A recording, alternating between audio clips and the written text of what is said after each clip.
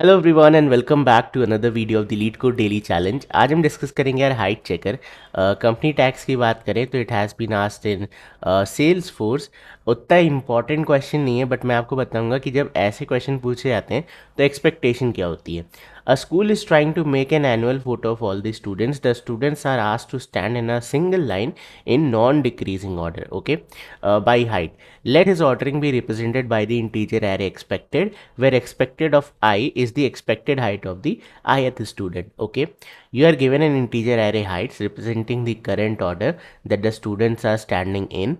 Each height I is the height of the ith student. Zero based indexing है. Okay, return the number of indexes where height of I is not equal to expected I. Okay, then यहाँ पे constraints की बात करें तो height की length आपकी 100 है एंड हाइट ऑफ आई की मैक्सिमम वैल्यू 100 तक जा सकती है. ठीक है, 1 से 100 इसकी रेंज है.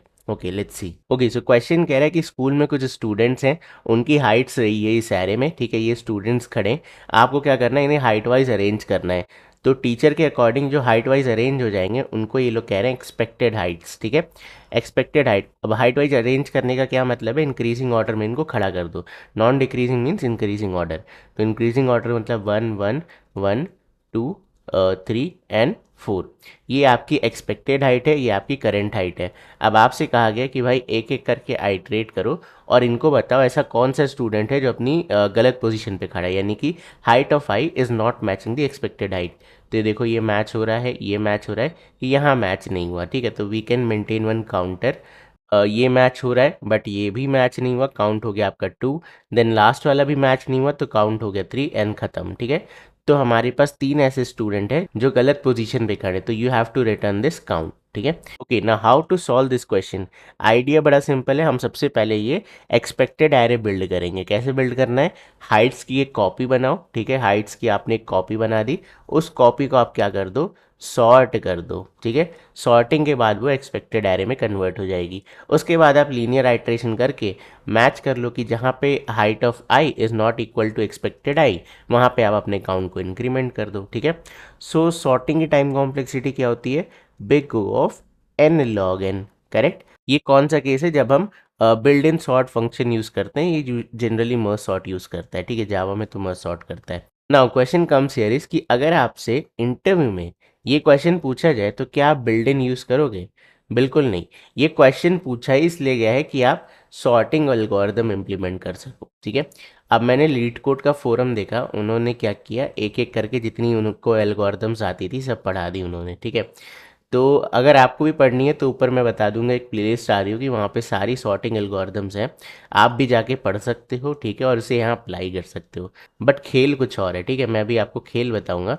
तो पहले ये वाला सोल्यूशन इंप्लीमेंट करते हैं एंड देन इसे थोड़ा सा ट्वीक करेंगे. मैं आपको बताऊंगा कौन सी सॉर्टिंग एल्गोरिदम यहाँ पे आपसे इंटरव्यूअर एक्सपेक्ट कर रहा है. एंड ये बहुत इंपॉर्टेंट पॉइंट है. अगर ऐसा क्वेश्चन सेल्स फोर्स जैसी कंपनी पूछ रही है तो एक्सपेक्टेशन होती है कि आप रैंडम कोई भी एल्गोरिदम ना लगा दो. ओके, तो चलो इसे कोड करते हैं. सबसे पहले मैं एक्सपेक्टेड एरे बना लेता हूँ. Expected array is equal to heights का क्लोन. ठीक है, तो let's copy this heights dot clone. Okay, ये हमने क्या किया, एक कॉपी बना ली. देन उसके बाद हमें क्या करना है, सॉर्टिंग लगानी है. एरेस डॉट सॉर्ट, ये आ गया आपका एक्सपेक्टेड. ओके, नेक्स्ट एक वेरिएबल चाहिए, and count is equal to 0. अब इसे आइट्रेट करते हैं. So for int I is equal to 0, I is less than expected dot length, expected dot length, and then I plus plus. And we can say here कि if expected of I is not equal to heights of I, तो उस case में we need to increase this count. ठीक है, count plus plus. and इस for loop के बाद you can return this count. Okay, now let's try to run this. So hopefully this will work, and it did. Now let's try to submit it. Great, 88% faster. Now let's read the problem description या constraints. तो यहाँ पे आपको बोला गया है कि आपकी जो हाइट की लेंथ है वो 100 हो सकती है. मैक्सिमम एलिमेंट्स आपके पास 100 हो सकते हैं. और एक और इम्पॉर्टेंट पॉइंट, जो हाइट ऑफ आई है उसकी जो वैल्यूज़ हैं वो भी मैक्सिमम 100 हो सकती हैं. और सब कुछ पॉजिटिव है, सब कुछ पॉजिटिव है. एक बहुत ही छोटी वैल्यू दी गई है आपको टोटल एलिमेंट्स की, एंड वैल्यू की रेंज बहुत छोटी है, 1 से लेके 100 तक. तो यहाँ पे मुझे बताओ कौन सी एल्गोरिदम यूज़ करनी चाहिए। सो हम यहाँ पे काउंटिंग सॉर्ट यूज़ कर सकते हैं, ठीक है। काउंटिंग सॉर्ट ही क्यों यूज़ कर रहे हैं, देखो कंस्ट्रेंट के हिसाब से ये बेस्ट एल्गोरिदम है। वाई बेस्ट एल्गोरिदम, क्योंकि इसकी टाइम कॉम्प्लेक्सिटी क्या होती है, बिग O ऑफ n+k, ठीक है। इससे पहले जो हमने कोड लिखा उसमें सॉर्टिंग टाइम था n log n, ठीक है, plus O of n time लगा था कंपैरिजन करने में। ये सॉर्टिंग टाइम था, ये कंपेयरिंग टाइम था, करेक्ट। एंड आप कह सकते हो जो हमने कॉपी बनाई वो भी O ऑफ n टाइम था। तो ये हमारे इससे पहले वाले कोड की टाइम कॉम्प्लेक्सिटी थी। बट काउंटिंग सॉर्ट लगाने से यहाँ क्या फ़ायदा हो रहा है, आपकी टाइम कॉम्प्लेक्सिटी जो n log n है वो रिड्यूस हो गई n+k में। k क्या है, आपकी रेंज। अब हमारे केस में हमारे पास मैक्सिमम लेंथ हमारी क्या है, 100, और n क्या है, n आपके ये जो एलिमेंट्स हैं, ठीक है, 3 3 6। सो इस केस में हमारी टाइम कॉम्प्लेक्सिटी 106 हो गई। तो इस तरीके से काउंटिंग सॉर्ट आपका बहुत ज़्यादा एफिशिएंट है, क्योंकि ये तो एनीवे होना ही है, n+n तो होना ही है। आपको कंपेयर भी करना है, कॉपी भी बनानी है, दैट्स ओके, ठीक है। बट ये वाला पार्ट, दिस इज़ इम्पॉर्टेंट, इसे जितना हम रिड्यूस करें उतना अच्छा है। तो इस तरीके की एक्सपेक्टेशन होती है इंटरव्यू में आपसे कि अगर आपको कंस्ट्रेंट्स दिए गए हैं तो सोचो उससे कि कौन सी एल्गोरिदम लगनी है, ना कि लीड कोड के फॉर्म की तरह कि 50 आती तो 50 लगा दी, ठीक है। चलो let's change. Okay, so idea of counting sort क्या है, सबसे पहले हमारे पास 100 एलिमेंट होंगे, तो हम 100 साइज़ का एक बड़ा सा एरे बना लेंगे, ठीक है। ये 0th इंडेक्स, ये फर्स्ट इंडेक्स, ये सेकेंड इंडेक्स, ये थर्ड इंडेक्स, ये fourth index, and so on till 100, ठीक है। अब यहाँ पे हमारे पास एलिमेंट्स की रेंज है 1 to 100। क्वेश्चन में गिवन है कि आपकी जो वैल्यूज़ हैं वो 1 to 100 है, तो मैं ये 0th इंडेक्स को डिस्कार्ड कर देता हूँ, इसको यूज़ नहीं करूँगा। अब आइडिया क्या है काउंटिंग सॉर्ट का, काउंटिंग सॉर्ट का आइडिया बड़ा नेक है। आप इस वैल्यू को आइट्रेट करो, ठीक है, और इन्हें इंडेक्स कंसिडर करो, ठीक है। फॉर एग्जाम्पल यहाँ पे पहली वैल्यू है 1, तो मैं फर्स्ट इंडेक्स पे जाऊँगा और काउंट को 1 कर दूंगा। इनिशियली जावा में सब कुछ 0 होता है, सब कुछ 0 होता है, तो आपने 1 से इंक्रीमेंट करके इसकी काउंट को 1 कर दिया।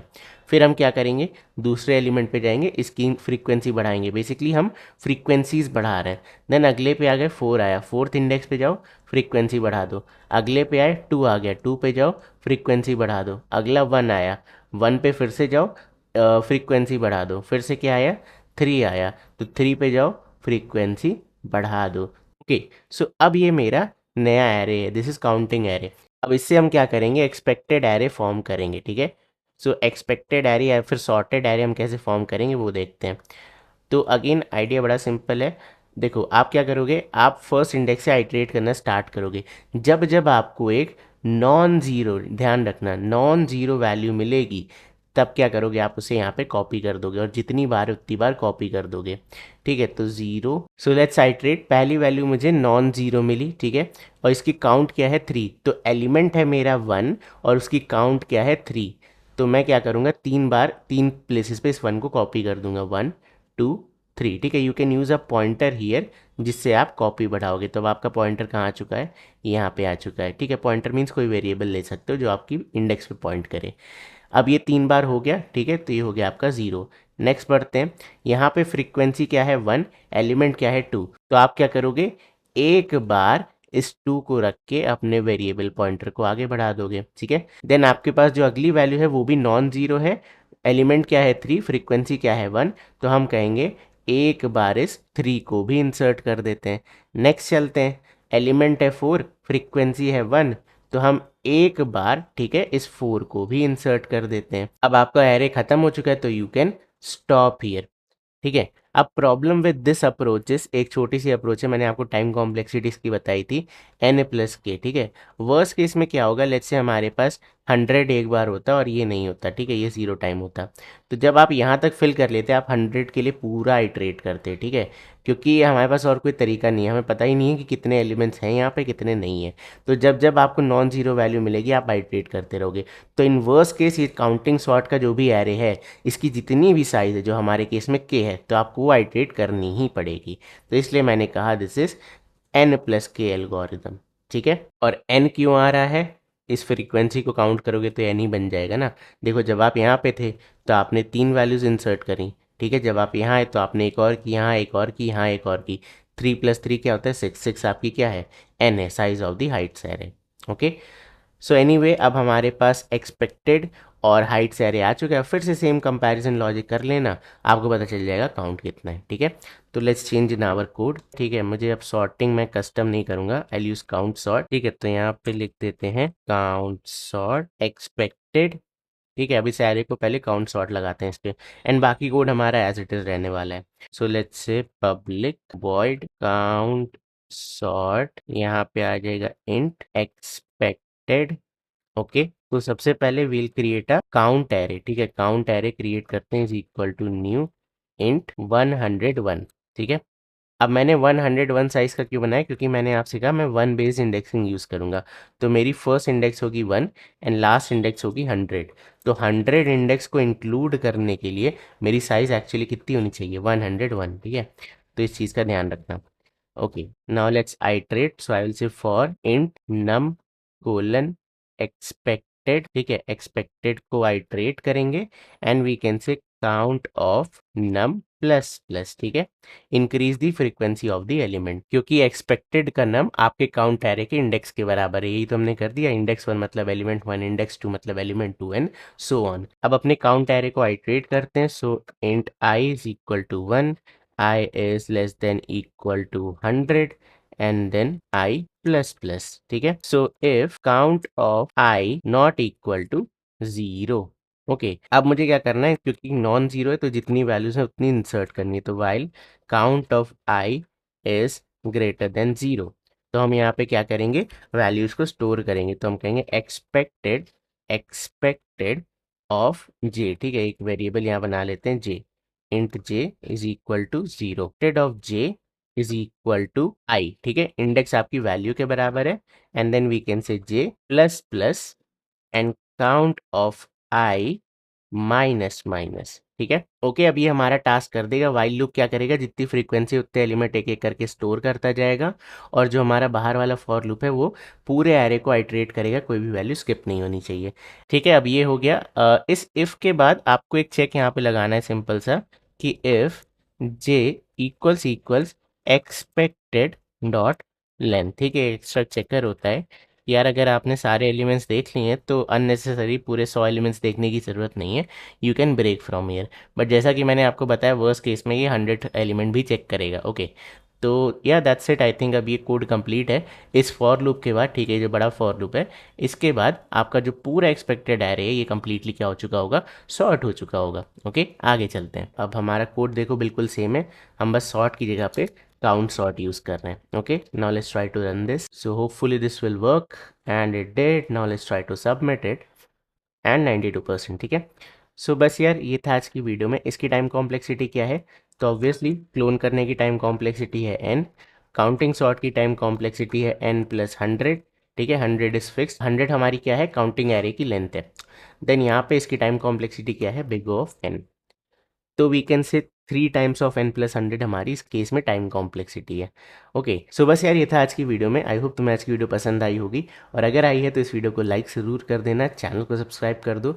मैं मिलता हूँ तुमसे कल, तब तक के लिए बाय बाय, टेक